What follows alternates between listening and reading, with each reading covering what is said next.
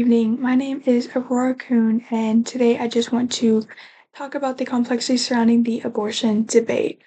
I want, by the end of this, for everyone on either side and either party to have an overall understanding and respect with respectful dialogue of this entire topic.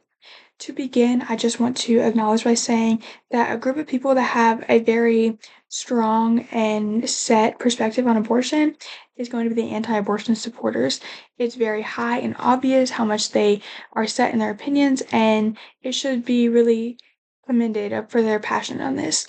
I think that I don't want to sound like a broken record by hammering in past arguments to try and change your mind, but I also believe it's important to understand multiple perspectives instead of sticking with one and being very close minded. So, in order to do this, I will be addressing the main arguments made by anti abortion supporters, and then from there, I will be building off of that to provide insight by someone who supports abortion. To begin, I think it's very obvious how the anti abortion supporters love to advertise for the sanctity of life. Um, and I think it's very commendable how they are very dedicated and devoted to their um, wanting to protect the unborn. Although I believe that it's a good perspective to have, I think it's also important to look at the broader context because oftentimes, whenever abortions are brought into this and then the unborn, the term murder is thrown around a lot by both parties. I think that with this, it should be acknowledged that murder is a very strong term. Nobis and Grob, who are two amazing authors who wrote this very big research document over abortion, they have defined murder as wrongful killing, and it's kind of like a very strong term to use by either party whenever addressing abortions. Instead, it's like comparing the abortion is murder, but is the death penalty also murder? Like, in a sense, yes, but is it wrongful killing? I believe that both sides could agree on neutral ground and say that killing is, although still a negative term, it can be agreed upon as a neutral ground to use instead of murder, as anti abortion supporters are going to see it as killing a baby, and abortion supporters are going to see it as killing an embryo or tissues. Moving on, I think it's important to talk about the empathy that needs to go into approaching this topic, as a lot of times people in a heated mindset will try to argue about different clinics that have helped with providing abortions, but then they don't acknowledge other things that they've provided. And when I'm talking about this, I'm more mentioning anti abortion supporters wanting to shut down Planned Parenthood clinics. This is a big debate by both sides because Planned Parenthood, while known for abortions, they also provide a load of things. Carrasco, who is also a brilliant author and wrote a wonderful research article over abortion as well, has went on to say that they provide safe like birth, contraceptives, and even just overall reproductive health care. It has saved women and anyone who is involved with reproduction overall. It has saved them tremendously, whether it's just with their life or just a minor help them out. I think that addressing that this needs to be shut down by anti abortion supporters is really a dangerous thing to say because the ultimate goal when it comes to anti abortion supporters is lowering the amount of abortions that is had or done in at least the US. But by making these clinics unavailable, it's going to lower the amount of contraceptives used, the amount of protection taken, the amount of preventative measures taken for these unwanted pregnancies, which will just increase the risk of illegal and unsafe abortions. So, by keeping these facilities open and available to the public, it will help by not only keeping those abortion numbers lower, which is what that side wants, but also by helping anyone within the reproductive healthcare system, which is what both sides want. I think it's also important to acknowledge that whenever it comes to approaching this argument, it should be approached with empathy and grace.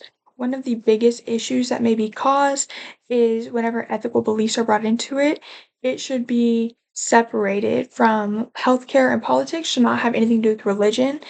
Um, it's more of a church and state kind of thing. By bringing religion and different kinds of just overall individual beliefs into the healthcare system, it plays a really dangerous game. It's just like playing with fire about how it can be dangerous to other individuals around because not everyone has the same beliefs. And so by trying to make laws and rules based on one religion or one different belief, it causes a lot of tension between both sides at the very end. Instead, I think it's important to express yourself how you want, but at the end of the day, using a sound mind and a neutral ground mindset to make these final calls that have everlasting effects on more people's lives than not. With this, your morals may not align with abortions. However, it is important to understand that abortions as a whole isn't really a term that is understood by most. In fact, most people, there was a poll made by Carrasco, who I've mentioned earlier, the author of the article, and it was asking different types of how well do you know what an abortion is. And at the end of it, most people just kind of knew it as killing babies, killing embryos, but they didn't really know everything that goes with it.